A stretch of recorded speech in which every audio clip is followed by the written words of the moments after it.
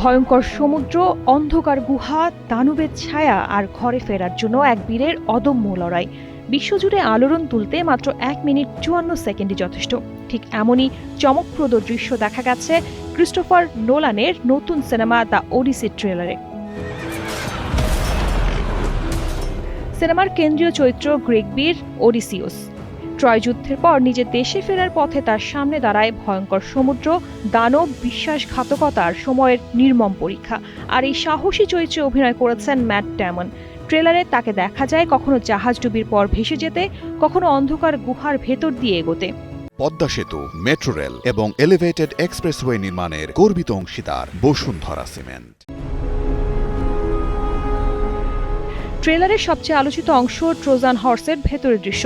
নোলানের camera এখানে শুধু ইতিহাস দেখায় না, দেখায় আতঙ্ক, অন্ধকার আর অজানা ভয়। একটি গুহার ছায়া থেকে ধীরে ধীরে ভেসে ওঠে এক বিশাল ভয়ঙ্কর প্রাণী দানবের মুখ, যা দেখিয়েই নোলান তৈরি করেন শিউরে ওঠা সাসপেন্স। ইউনিভার্সালের ভাষায় এটি হতে যাচ্ছে এমন এক সিনেম্যাটিক মাস্টারপিস যা দেখে হোমার নিজেও গর্বিত হতেন। নোলানের হাতে থাকে অঢেল বাজেট।